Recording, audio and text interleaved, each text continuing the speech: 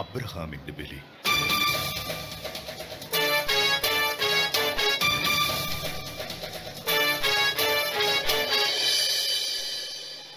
വാർദ്ധക്യത്തിൽ അബ്രഹാമിനും സാറായ്ക്കും ദൈവം കനിഞ്ഞു നൽകിയ മകൻ ഇസഹാക്ക്. 100 വയസ്സു കഴിഞ്ഞ അബ്രാഹത്തിനും 90 കഴിഞ്ഞ സാറായ്ക്കും പിറന്ന മകൻ ഇസഹാക്ക്.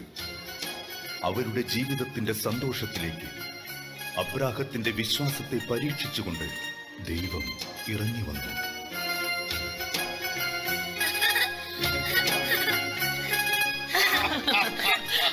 മോനെ,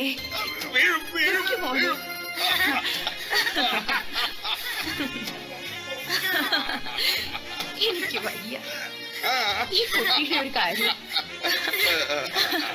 വാ, ഇങ്ങോട്ട് വാ.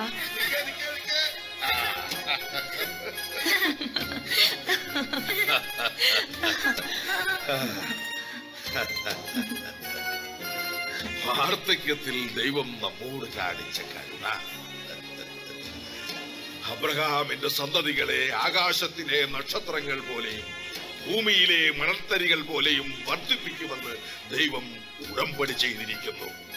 ഈ മകനിലൂടെയാണ് ഒക്കെയും സഫലമാവുക. നീ കാണുന്ന പ്രദേശമെല്ലാം നിനക്കും നിന്റെ സന്തതി പരമ്പരകൾക്കും അവകാശമായി തരുമെന്ന് അരുളി ചെയ്യുന്ന ദൈവം, എന്റെ പരിചയവും അഭയവുമായ ദൈവം, വാഗ്ദാനങ്ങളിൽ വിശ്വസ്തനായ ദൈവം.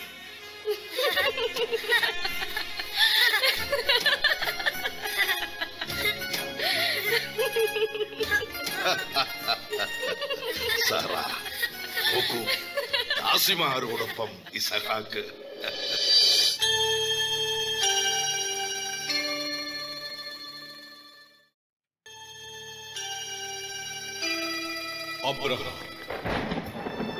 അബ്രഹാം, ഇതാ ഞാൻ.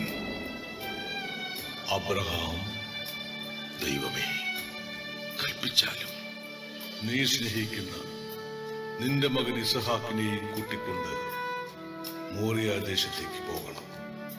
കർത്താവേ, മോറിയായിൽ ഞാൻ കാണിച്ചു തരുന്ന മലമുകളിൽ നീ ഒരു ബലിവേദി ഒരുക്കണം. ആ ബലിവേദിയിൽ നിന്റെ മകൻ ഇസഹാക്കിനെ എനിക്കായി ദഹന ബലി അർപ്പിക്കണം. ദൈവമേ, വാർദ്ധക്യത്തിൽ എനിക്ക് തന്ന മകനെ, അയ്യോ, ഞാൻ സാറായോടെന്ത് പറയും? ഞാൻ എന്റെ മകനോടെന്ത് പറയും? ദൈവമേ, നീ അബ്രഹാമിനോട് പറഞ്ഞ വാഗ്ദാനങ്ങൾ, ഇല്ല, ഒരുപക്ഷെ ഇതൊക്കെ എന്റെ തോന്നലുകളാണ്. അല്ല, ദൈവം ഒരു തോന്നലല്ല. ഞാൻ കണ്ടറിയുന്ന, ഞാൻ അനുഭവിച്ചറിയുന്ന സത്യമാണ്. ഈ നിമിഷങ്ങളിൽ ഞാൻ എന്താണ് ചെയ്യുക? ഞാൻ എന്റെ മകനെയും കൊണ്ട് എവിടെയെങ്കിലും ഓടി ഒളിച്ചാലോ? ഇല്ല. ഈ പ്രപഞ്ചം നിറഞ്ഞു നിൽക്കുന്ന ദൈവത്തിന്റെ കൺമുന്നിൽ നിന്നും അബ്രഹാം എവിടേക്ക് ഒളിച്ചോടാൻ?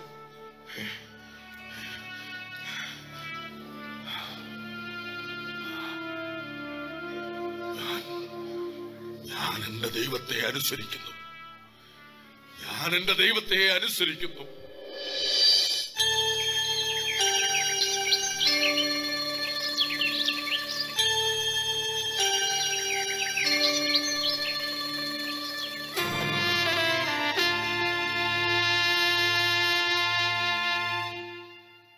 കഴുതയ്ക്ക് ജീനിയിട്ടോ?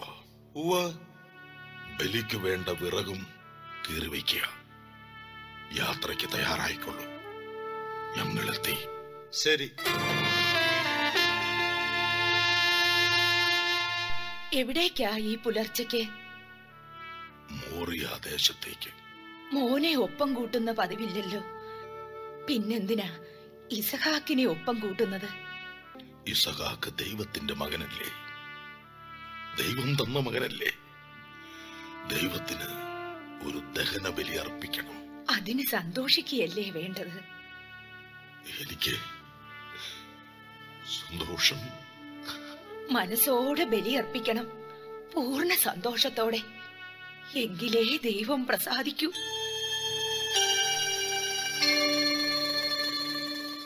അപ്പാ, പോകാം.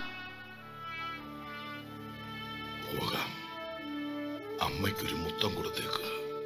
അമ്മേ, പോയി വരട്ടെ. ദേ, അപ്പന്റെ കൈ പിടിച്ചോണം.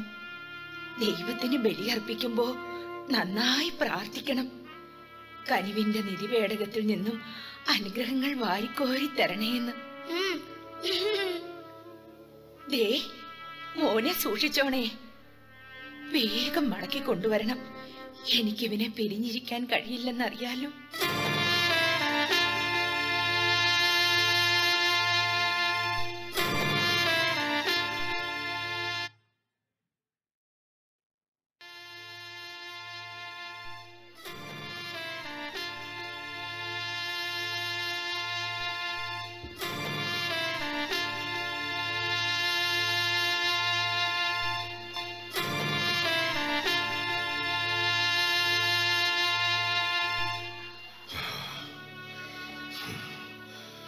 നിങ്ങൾ ഇവിടെ വിശ്രമിക്കുക.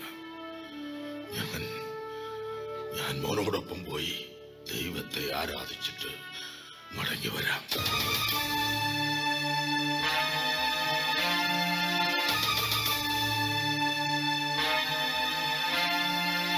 നടക്കുക.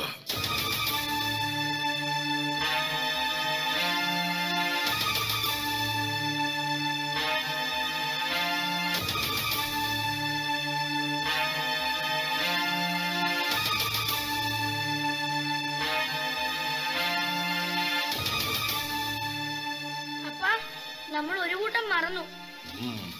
തീയും വിറകും കരുതിയപ്പോ ദഹനമണിക്കുള്ള കുഞ്ഞാടിനെ കരുതിയില്ല. ബലിക്കുള്ള കുഞ്ഞാടിനെ ദൈവം തരും. 100-ാം വയസ്സിൽ എനിക്കൊരു മകൻ ജനിക്കും. സാറാ ഒരു പുത്രനെ പ്രസവിക്കും എന്ന് ദൈവദൂതന്മാർ പറഞ്ഞപ്പോൾ സാറാ ചിരിച്ചു. എനിക്കും വിശ്വസിക്കാൻ കഴിഞ്ഞില്ല. ദൈവം വാക്കുപാലിച്ചു. അദ്ദേഹത്തിന് അസാധ്യമായിട്ട് ഈ ലോകത്ത് എന്താണുള്ളത്? നീ അബ്രഹാമിന്റെയും സാറായുടെയും മകനല്ല, ദൈവത്തിന്റെ മകനാ. അബ്രഹാം തേരാഗിന്റെ പുത്രനല്ല, ദൈവത്തിന്റേതാ. ഈ ലോകവും അതിലെ സമസ്ത ജീവജാലങ്ങളും ദൈവത്തിന് അവകാശപ്പെട്ടതാ. മനസ്സിലാകുന്നുണ്ടോ മോന്? മനസ്സിലാകുന്നുണ്ട്. ഇസഹാക്കിന്റെ അവകാശി ആരാ? ദൈവം. ആ ദൈവം നിന്നെ മടക്കി ചോദിച്ചാൽ അപ്പാ,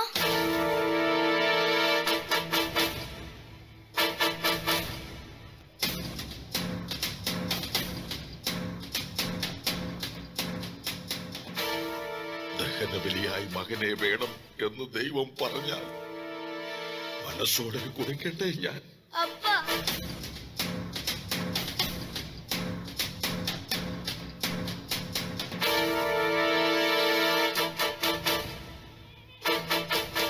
കർത്താവേ,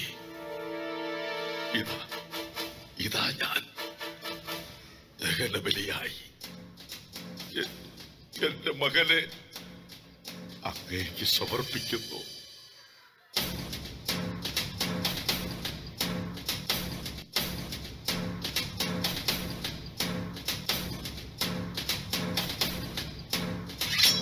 അബ്രഹാം, ഇതാ ഞാൻ. കുട്ടിയുടെ മേൽ കൈവയ്ക്കരുത്. നിന്റെ ഏകപുത്രനെ പോലും എനിക്ക് തരാൻ തക്ക വിധം നീ എന്നെ ഭയപ്പെടുന്നു എന്നെനിക്ക് ഉറപ്പായി.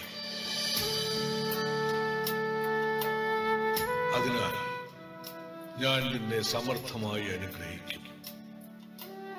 നീ മകനേക്കാൾ മറ്റെന്തിനേയും കാണും എന്നെ സ്നേഹിക്കുന്നു. നിന്റെ വിശ്വാസം നിന്നെ രക്ഷിച്ചിരിക്കുന്നു. ലോകാവസാനം വരെ നീ സ്മരിക്കപ്പെടും. ശത്രുവിന്റെ നഗര കവാടങ്ങൾ നിന്റെ സന്തതികൾ പിടിച്ചടക്കും.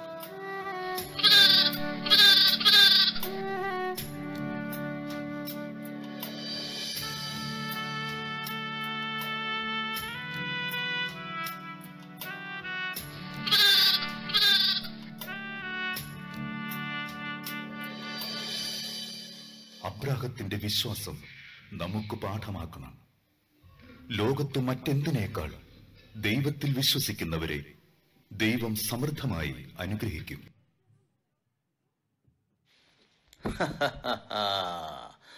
അബ്രാഹത്തോട് ദൈവം വീണ്ടും വലിയ കാരുണ്യം കാണിച്ചിരിക്കുന്നു. നമ്മുടെ ദൈവം എത്ര വലിയ കാരുണ്യവാനാണെന്ന് മോന് മനസ്സിലായോ? മനസ്സിലായി. ആ ദൈവത്തെ നമ്മൾ എന്നും എപ്പോഴും സ്തുതിക്കണ്ടേ? വേണം വേണം. കേറി വാടാ മക്കളെ.